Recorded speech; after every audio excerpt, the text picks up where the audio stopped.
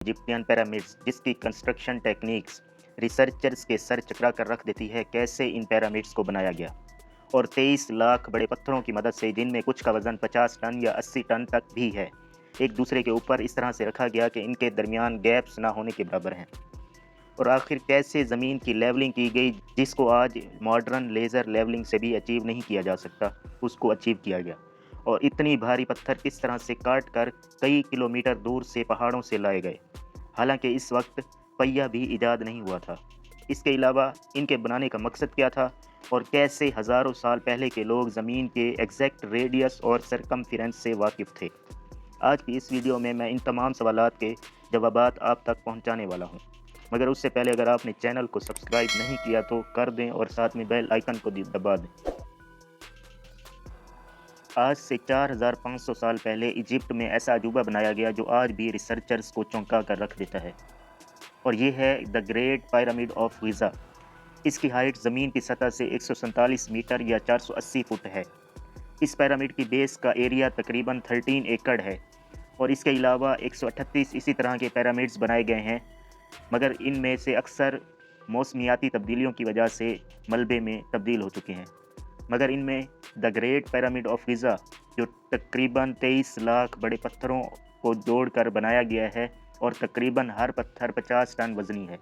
इस तरह इसका टोटल वज़न तकरीबन 60 लाख टन है, जो 12 बुर्ज खलीफा के बराबर बनता है। यही नहीं बल्कि इन पत्थरों को इस तरह लेवल किया गया है कि इनके दरमियान स्पेसिस ना होने के बराबर हैं।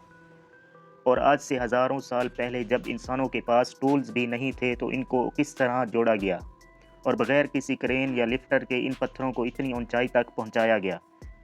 और आखिर वो क्या टेक्नोलॉजी थी कि इन पिरामिड्स की तमाम बैरूनी दीवारों को एग्जैक्ट 51.5 डिग्री पर खड़ा किया गया, और अगर इनमें से कोई भी पत्थर इस एंगल से थोड़ा सा हिल जाता तो इस पिरामिड का अपनी जगह बरकरार रहना नामुमकिन था। मगर इसके बावजूद हज़ारों साल गुजरने के बाद भी, आंधियों और तूफ़ानों और ज़लज़लों के गुजरने के बाद भी ये अपनी जगह पर कायम है। इन 138 पिरामिड्स में 3 ऐसे पिरामिड्स हैं जो कि बहुत बड़े हैं, और इनमें सबसे बड़ा the great pyramids of Giza है, जिसको खुफू के लिए असल में एंशंट इजिप्ट राजा महाराजा को खुदा का दर्जा देते थे और इसको फ़ारो कहते थे। इनमें से एक राजा खुफू है जिसके लिए the great pyramid of Giza बनाया गया। दूसरा इसी तरह का पिरामिड जिसे पिरामिड ऑफ खाफरे कहते हैं, ये खुफू के बेटे खाफरे के लिए बनाया गया। और तीसरा पिरामिड पिरामिड ऑफ मेनकारे है, जिसे खाफरे के बेटे मेनकारे के लिए बनाया गया था।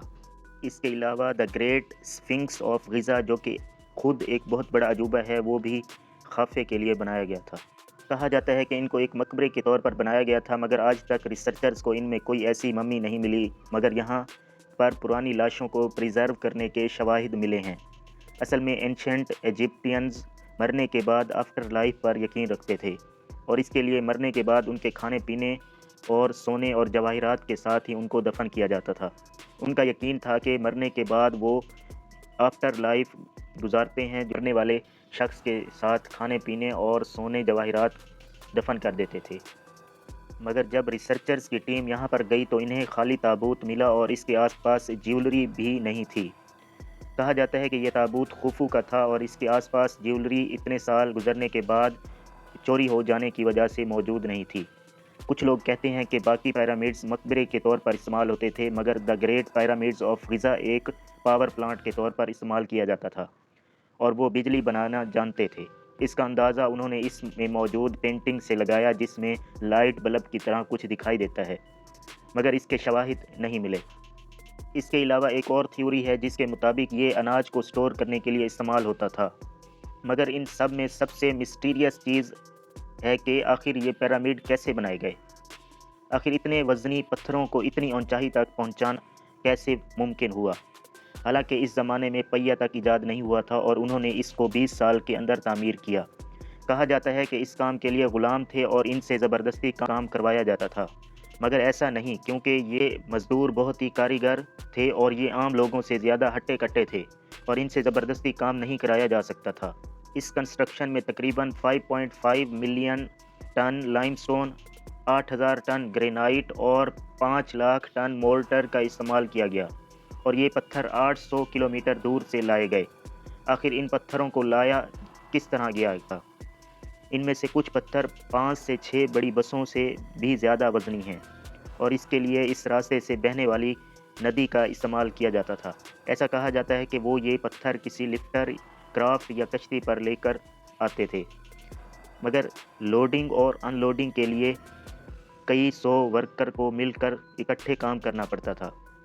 इसके अलावा इन पत्थरों को काटने के लिए कॉपर धात का इस्तेमाल किया जाता था, क्योंकि ये लोग कॉपर से वाकिफ़ थे और कॉपर के टूल्स इस्तेमाल करते थे, मगर उन्हें भी मालूम था कि कॉपर से किसी भी तरह के पत्थर को काटा नहीं जा सकता था। इसके लिए वो कॉपर को एक दूसरी धात के साथ मिलाकर इस्तेमाल करते थे जिसका नाम आर्सेनिक है, और इस सूरत में वो आम हथियार बनाकर इनको काटते थे। इसके अलावा रिसर्चर्स की टीम इस हवाले से हैरान थी कि आखिर इस पिरामिड की साइड कैसे एग्जैक्टली नॉर्थ, साउथ, ईस्ट और वेस्ट में पॉइंट करती थी। हालांकि उस वक्त तक कंपास भी इजाद नहीं हुआ था। इसके साथ एक और थ्योरी पेश की जाती है जिसका नाम ओरियन कॉन्स्टिलेशन है। इसके मुताबिक 3 बड़े सितारे बिल्कुल इसके ऊपर पॉइंट करते थे, तो इसको इस तरह से इसकी मदद से साउथ, नॉर्थ, वेस्ट और ईस्ट पोल का अंदाज़ा लगाया गया। मगर ये स्टार्स आज भी इसके ऊपर नहीं हैं, और जब ये इजिप्टियन पिरामिड्स बनाए गए थे उस वक्त भी एग्जैक्टली इसके टॉप पर पॉइंट नहीं करते थे, बल्कि आज से तकरीबन 11,500 BC में कबल मसीह में इन सितारों के एग्जैक्टली पॉइंट करने के शवाहिद मिलते हैं, मगर उस वक्त तक इजिप्टियन सिविलाइजेशन का नामो निशान तक नहीं था।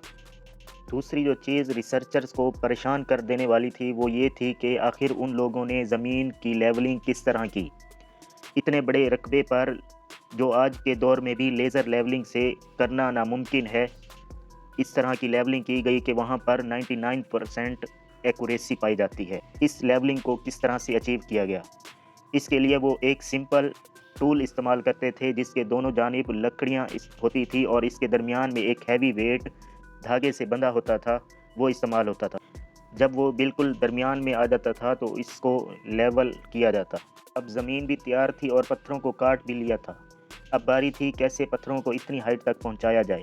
इसके लिए कहा जाता है कि स्पाइरल ट्रैक्स पहले से बना दिए गए थे और फिर इसके लिए दूसरे तरह के ट्रैक्स, जिग जैग ट्रैक्स बनाए गए थे।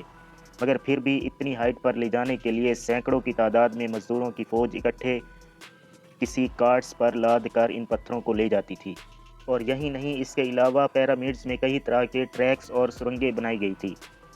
यहाँ पर पहुंचकर रिसर्चर्स देखकर हैरान रह गए कि अंदर इस्तेमाल होने वाला पत्थर लाइमस्टोन का नहीं बल्कि ग्रेनाइट का था, और ये ग्रेनाइट ऐसा पत्थर है जो डायमंड के बाद सख्त तरीन धात है, जिसको आज के दौर में भी बड़े बड़े ग्राइंडर से भी काटा नहीं जा सकता या काटना मुश्किल है।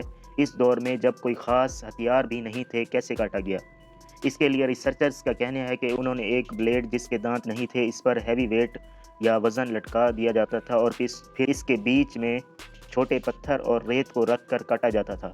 मगर इस एक बड़े पत्थर को काटने के लिए 4 महीने लग जाते थे। और हैरानगी यहाँ तक महदूद नहीं है, बल्कि आज से 4500 साल पहले के लोग आखिर ज़मीन के एग्जैक्ट रेडियस और सरकमफेरेंस के बारे में किस तरह जानते थे। इसके लिए सब ने सोलर इक्विनॉक्स के बारे में सुना होगा। अगर नहीं तो बताता चलूँ कि ये साल में 2 दिन, एक 21 मार्च और दूसरा 22 सितंबर को होता है, जब दिन और रात 12-12 घंटे की होती है। इस वक्त सूरज ज़मीन के इक्वेटर के सेंटर में होता है, और अगर इन 12 घंटों को सेकंड में तब्दील करें तो ये 43,200 बनता है।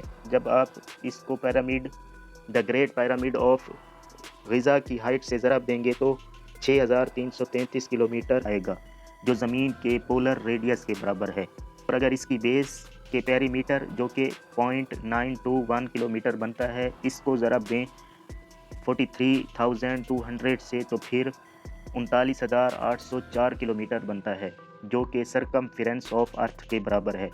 ये दोनों कैलकुलेशंस 99% से भी ज़्यादा एक्यूरेट हैं। और क्या ये महज एक इत्तफाक था? इस सवाल का जवाब मैं अगली वीडियो में देने वाला हूँ।